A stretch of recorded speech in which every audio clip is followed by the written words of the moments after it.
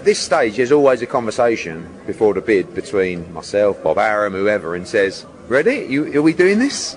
Because you don't want to lose the bid. Not for us, we're on 20%. And it's difficult to win a bid when you're on 20% because you can't, you know, people take this word differently, manipulate the bid. You could go to Tyson Fury, agree a purse with him before the purse bid, and you can bid over that amount, and it'll only cost you 20%, if that makes sense. So, you know, we'll have a good go. It'll be a lot of fun to win it. Do you think yourself and Frank could end up in the same room?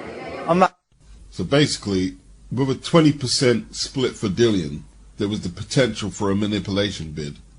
Because from 3 million to 6 million, it's not a big purse, considering how much Dillian offers to the potential of the pay-per-view and gate on that fight. Let's not pretend Dillian is some regular British challenger in Britain, on British soil, because he's not. None of you can say that with a straight face. You just can't. There comes a point where you've got to be able to compartmentalize your hate. Dillian offers a lot to that fight. Dillian helped Anthony Joshua launch his pay-per-view streak with their fight. I mean, he went from the obscurity of these small hall venues around Britain, York Hall, Camden Centre, having to sell tickets literally just before he had to enter the ring. And boxing fans gravitated to Dillian even before he fought AJ. Remember, he was on the undercard of AJ versus Cornish, and he embarrassed Cornish in the press conference and told him he was shit. You know, it was lively and everybody was talking, and him and AJ had the tension between them.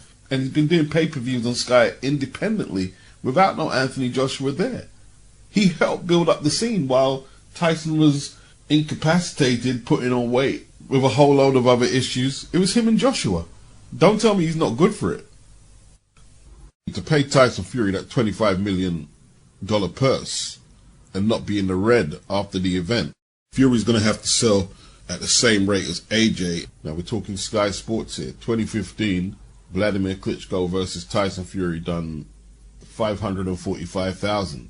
That was for 3 belts. That's not much more than what Joshua and Dillian Whyte did for the British title a month or so later that year. They done 420. It's not much more than that.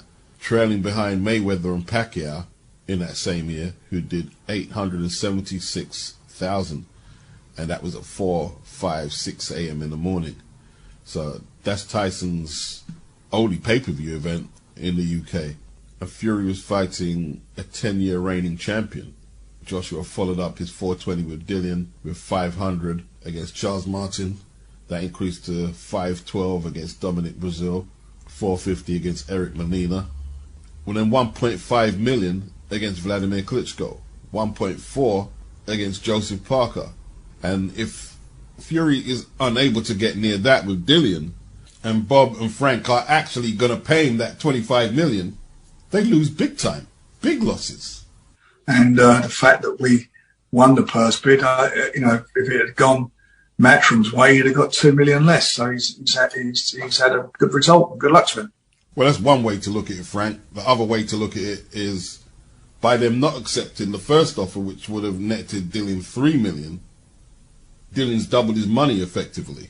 Basically, Dillian has to be compensated for Frank to keep Fury on BT and Bob to keep him on ESPN. That's what this is. Because there's a lot of people on my comment section saying Eddie played a blinder by forcing them into the purse bid and managed to up Dillian's money. He done his job. But the other argument is, didn't DAZN want that fight?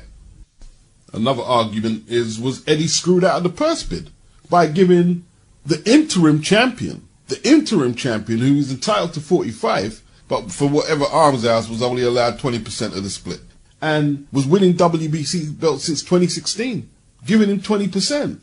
Because if anyone thinks that Frank is going to put $41 million in if Dillian was getting 45%, you're fucking lying to yourself. That wouldn't have happened. Even a 60-40 split. There's no way they're pitching up that type of money. I don't do maths like that, but, you know, all right, 40 would give Dillian double of what he's getting. He'd be up to 12. Fury would get 20. We're talking pounds again. They're not giving Dillian that 12. And then you got to consider that Eddie, even without a contract, has broadcast all of Dillian's contests since 2015 or 14 or whatever it is. And all them fights for them WBC belts, international, interim, whatever, were on Sky. all promoted by Eddie. Did you notice though, when AJ was waiting for the Fury fight, he didn't tell Fury, well, since you got that WBC belt, I'm entitled to a way bigger percentage than you. Let's go by our last few purses. Because AJ would have washed him. No, 50-50 or nothing. But you know, besides that, it's not illegal to manipulate the bid and give a number that you're not going to pay Fury. But maybe Eddie would have done that if it was more evenly split. And maybe he would have the record purse bid right now. You know, I was kind of throwing a few shots at Eddie saying, man, you don't really believe in Dylan, but it's not a matter of belief. That's a massive gamble, an 80% gamble. It's a tough enough fight as it is, which Dylan doesn't go in as a favourite. And Eddie's supposed to back Dylan when Fury's getting 80%. That's crazy. It could be equivalent just to getting a bag full of money and just lighting it on fire. I think there's a theory to say that the WBC screwed Eddie over more than they screwed Dylan.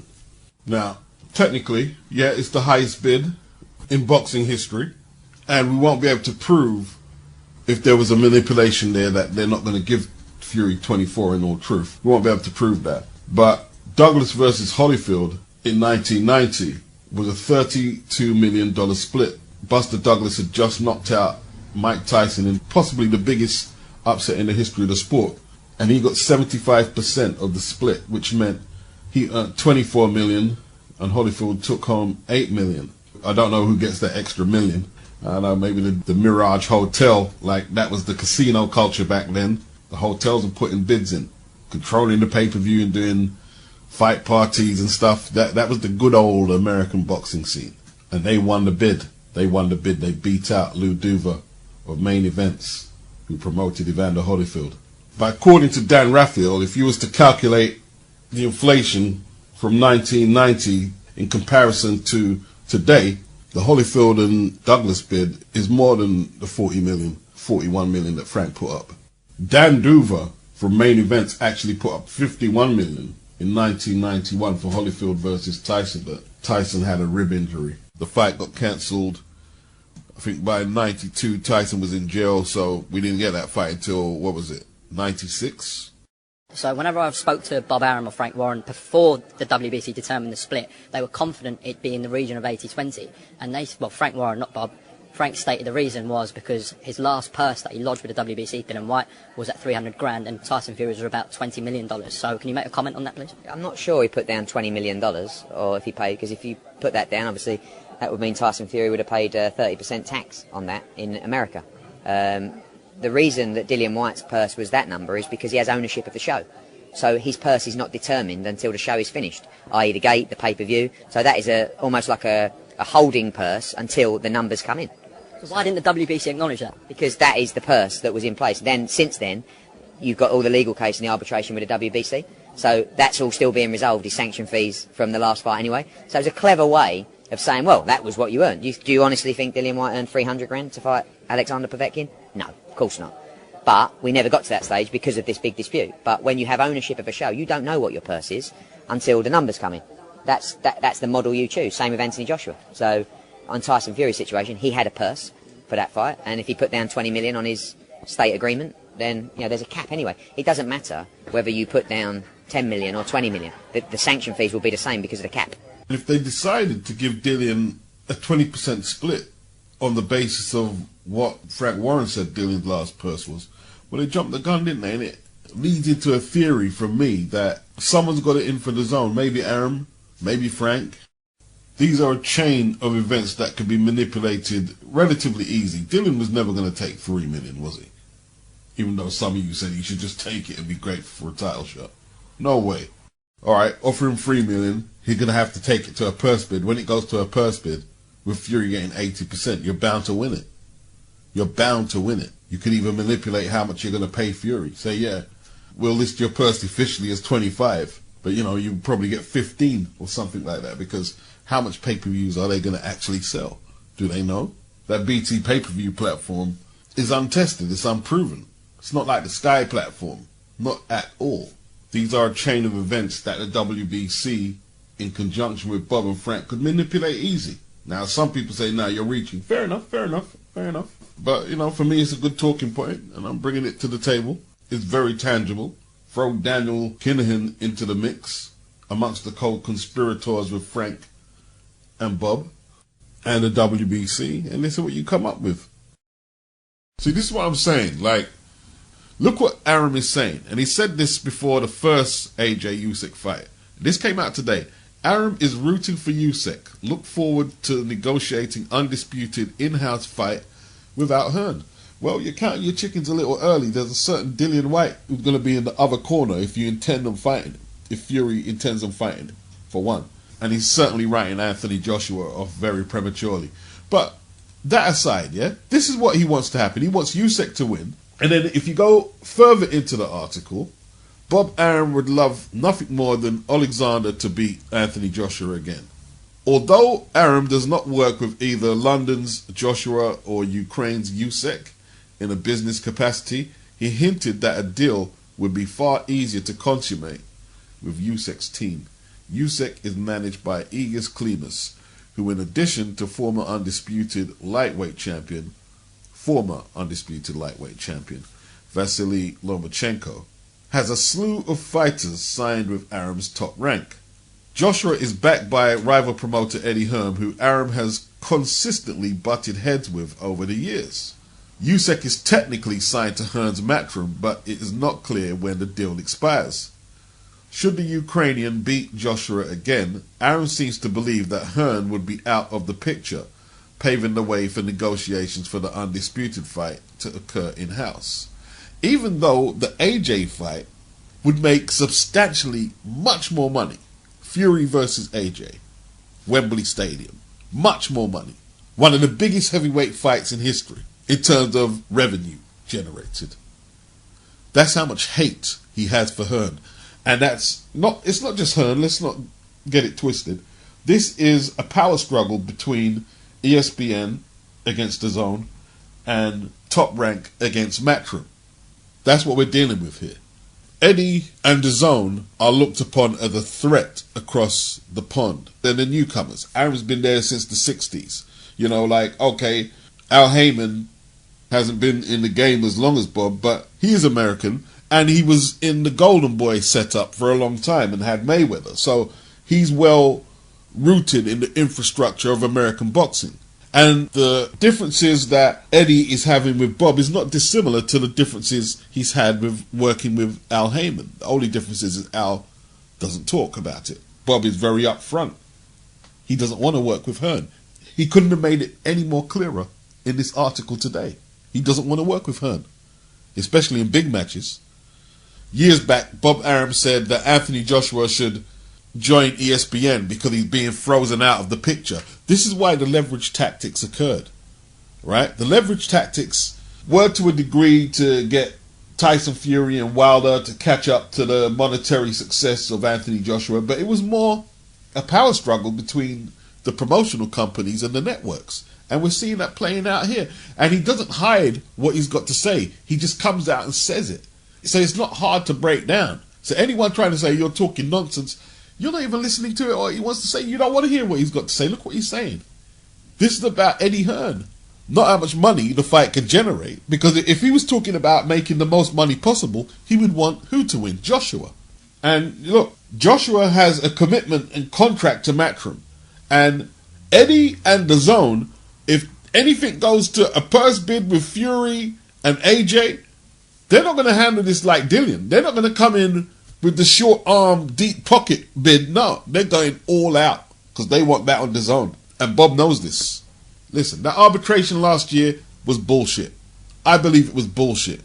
Arum didn't want to work with Hearn or DAZN. He didn't want to compete with either DAZN's bid or work with Hearn.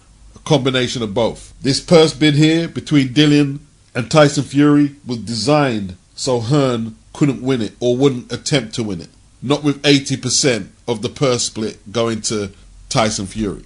You know, Arum, on a personal level, he's got a lot of gripes with Eddie. He didn't like the fact that Eddie took bid for the Teofimo Kambosos fight. He didn't like that. He hated that. And they've just been trading bars for a long time. There's actually resentment. You can hear it in Bob. Fuck Eddie, fuck me. He's getting really mad. So Eddie's got his work cut out now to get into big action in America, because the big action is often a case of having to work with either Al Heyman or Bob Arum, where the big action is. And they ain't doing Eddie no favors. They want to freeze Eddie out. I mean, like, we thought the negotiation tactics at one time was to freeze out Anthony Joshua. No. Freeze out Hearn and DAZN. That's why they were so uncooperative when Eddie was doing all that work and actually got the fight over the line. I mean, Bob had a fight date with Wilder and Fury within days of the arbitration concluding. Come on now. So while AJ's in the picture, Undisputed is going to be very difficult for us to get unless Dillian can beat Fury. And of course, if AJ can avenge the loss to Usyk. Anyway, let's move on. Bobby's saying it has a chance of doing 500,000 buys in the US. At what time is it going to be on? In the early evening or late afternoon? I'm not sure about that. You know, he was saying that Terence Crawford and Josh Taylor could sell out a soccer stadium in Britain and do how much pay-per-view buys, a ridiculous amount. He's tripping. Despite what Arum is saying, they can't rely on the American pay-per-view money to make this event successful. They just can't. And then that leads to the question, how much are they going to spend on the undercard? Are they just going to try and promote the main event, or are they going to try and make this into a show and shift them pay-per-view buys? What kind of venue do they put this in? A 20,000 seater or a football stadium? One of my subs, Coppin09, he was asking, where's Dillian? How come he has had nothing to say? That's a valid point. We've still got arbitration that hasn't been finalized yet. Where is Dillian? The only thing he said recently in response to Tyson Fury saying he wanted to punch his face in was, yeah, let's have a fucking war. And that was that. Is the fight actually going to happen? There are a lot of skeptics with Tyson Fury's history of pullouts and Dillian's history with the WBC unable to nail down a shot for so long. So despite radio silence from Dillian, the wheels are in motion, and they're talking about April the 23rd at the Principality Stadium in Cardiff, which seats 74,500. But look, I'm going to remain a skeptic until I'm pressing buttons on my remote control to purchase the pay-per-view. You know, and even then, I have to see them in the ring and frame punching at each other before I believe it. In all truth, you know, the WBC could have gave Dillian 45%. I think they would have vacated the belt. Arum and Fury, that's what they would have did. So Taylor Serrano, undisputed at lightweight women's boxing, and Shakur Stevenson versus Oscar Valdez, a unification of feather. They both clash on April the 30th.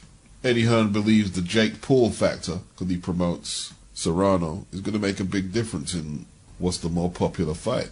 I'm going to say wannabe alpha males are bigging up Bob Arum by saying he's just telling the truth that nobody wants to watch women's boxing. But, you know, that's what Bob said in a recent interview. Nobody really checks for it. And it's not as popular as men's boxing. You wouldn't need to be a rocket science to assess that. But women's boxing is growing. And at the same time, you could argue that men's boxing in America is on the decline. Look at the recent pay-per-view numbers. Before we even go there, apparently Valdez hasn't put his name on the contract yet. Is he getting cold feet? We don't know. I just started a poll on Twitter about half an hour ago, and the women have taken a slight lead. 52% think that Taylor Serrano is the bigger fight. Long way to go, though. You know, Bob's got a lawsuit against him of racial practices, and then he makes a comment about women's boxing that he didn't really need to make. All he had to do was really just say, I think Stevenson and Valdez would be bigger. Don't mention the genders. Why do that right now? This is what I'm saying. Like, his mouth is just becoming a liability right now, isn't it? Let's be honest, yeah? I know some of you say, oh, you're simping. It's not a matter of simping. Let women look after themselves. I'm just saying, if you're top rank and women do become more of a priority in the pecking order in boxing, why are they going to go over there if they know Bob has these type of attitudes? Why are they going to go over there? I'm just dealing with logic, yeah? I'm not trying to play the Equality Council and Beats is the coolest guy ever. This is just logic. Why would you go over there if you're a woman, if he's going to say stuff like that? Frank Warren used to run his mouth like that about women's boxing, made Jane Couch's life a misery. Yeah, he did. And then, you know, when he saw Eddie started making headway with the women, and he's not stupid, he knows society is changing, yeah? You're going to look like a dinosaur. You ain't got no women there, and Eddie's bringing all these women over there. Then he brought Nicola Adams over there, who, coincidentally, he was at war with, because she didn't like some of the stuff he said about women's boxing previously when she was an amateur. And then he ended up signing her. See, this stuff can catch you back up. You can't afford to be a dinosaur. But nobody can tell Bob nothing. He's still a major shareholder in Top Rank. So no one can really say shit to him. MAKABU, he beat MUCHUNO, retained his WBC belt at Cruiser. He's still hoping, and him and Don King are still hoping for the Canelo fight. He didn't look too impressive. WBA regular heavyweight champion Trevor Bryan, he defended against an individual named Jonathan Guidry. He was a replacement for Manuel Cha, who made the mistake of waiting for a purse bid, and Don King pulled out a clause where, you know, if you don't get your documents, your visa documents in time, then, you know, you lose your mandatory spot. I can't remember the whole story. And that's how Guidry got his shot. And, you know, it was a decent scrap. Trevor Bryan was in horrible shape. Guidry didn't look in better shape. Guidry looked like he could get down to Cruiser with a hard training camp. Some people think Guidry won the bout with his counter-punching. But, you know, Bryan had the heavier shots, the longer reach, the jab. And he scored a knockdown in the last round. Didn't look too impressive. I think Frank will be doing all he can now to get the Daniel Dubois, Trevor Bryan fight in motion, because he looks very beatable. Ray Mancini was in commentary. You know, you think about how powerful Don King was. Like, I heard Blood Boxing talking about Don King and that he's burnt all his bridges at the networks. HBO ain't there no more. And now he's having to put cards on the Fight website in the UK and US on fights. You see, yesterday's accepted business practices are today's liability in business. It's as simple as that. And it's caught up with Don. When's the last time Don's worked with a pound-for-pound ranked fighter? It's been years. Absolute years. You know, when he was doing whatever skullduggery he was doing in the 70s, 80s and 90s, he didn't think there was going to be a day where the game was going to be able to lock him out. It will catch you up. Things will catch you up, man. Robson could say so. He said he wants the Valdez rematch where he lost the unjust decision in most people's opinion. He won on Saturday against Xavier Martinez on a Top Rank card. I saw highlights. His hands looked pretty fast and looked like he'd done a comprehensive job. Kamil Sokolowski, very good journeyman. Like, okay, to some it may not sound impressive, but he's only been stopped 3 times in the last 8 years, and you consider how much times he's fought in that time. You know, he lost to Whyte in 2014, stopped in 3. I think Dillon's got rid of him the quickest out of anybody. He had 2 fights with Nathan Gorman. Gorman stopped him the first time in 5, that was in 2016. Second time, it went the full 8 rounds.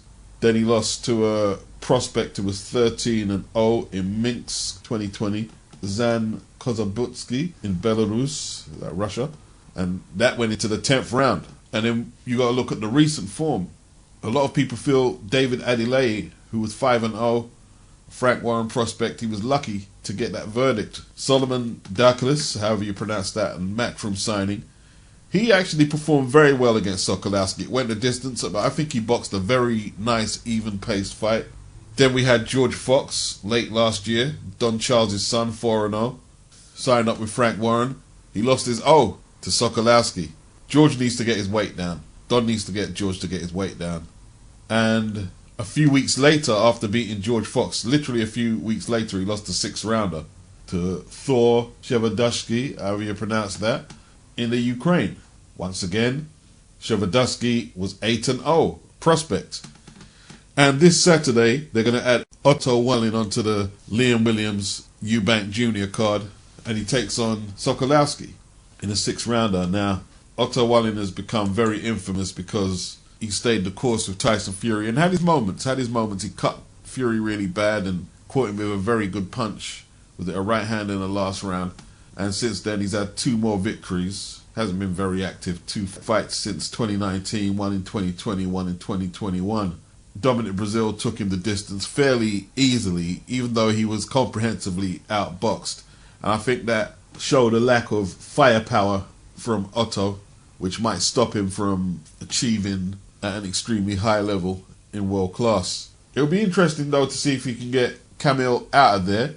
OTTO was disappointed that Dillon pulled out of their scrap. Well, and we can see why now. He's lined up to fight for the heavyweight championship. But, you know, OTTO was very put out by that. Is this a long-term move over to Boxer, XX? Or is it just a one-off? We shall see. And then, you got the main event. Chris Eubank Jr. versus Liam Williams. Chris Jenkins takes on Julius Ndongo. That's an interesting fight. You got Clarissa Shields on the card. Is this the final hurdle before she takes on Savannah Marshall?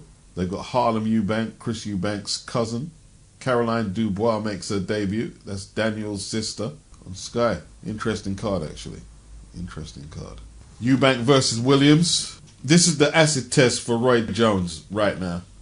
He's had Eubank since early 2020, I think during the pandemic. Chris was out for the whole of 2020 in Pensacola working with Roy. And he's going to be a little rusty, man, looking at that. He's only had 2 fights since 2019. Liam Williams, he's coming off that comprehensive lesson from Demetrius Andrade. He had his moments, though. He hurt Andrade, but was outclassed, if we're being truthful. He hasn't been the most active since that knockout over Atlantis Fox in 2019. He's had 2 fights. Andrew Robinson, that was for the British title, and then the Andrade loss.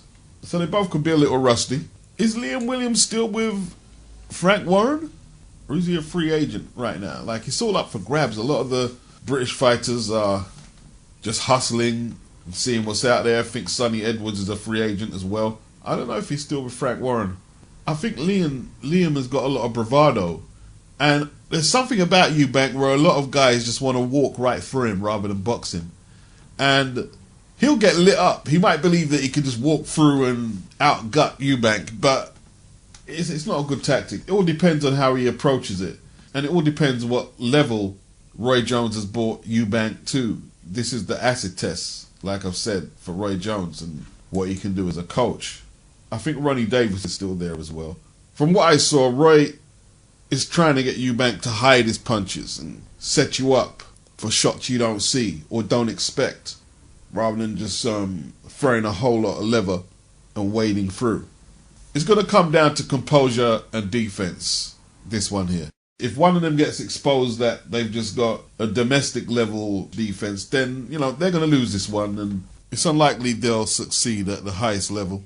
A critical fight for both guys. Eubank isn't no young kid no more. He's 32. Liam is 29. Liam is not with Dominic Ingle for this fight. They've split.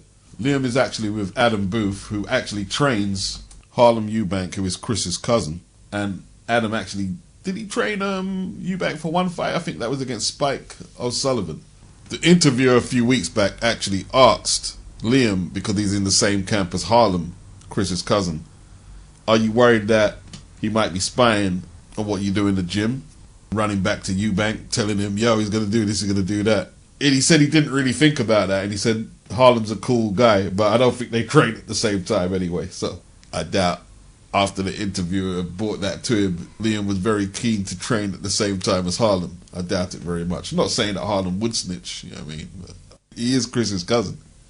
A lot to play for. I'll pick Eubank to win a points decision. Unanimous as well, but should be still competitive. And if you can get Williams out of there, you have to say that's pretty impressive. That's pretty impressive.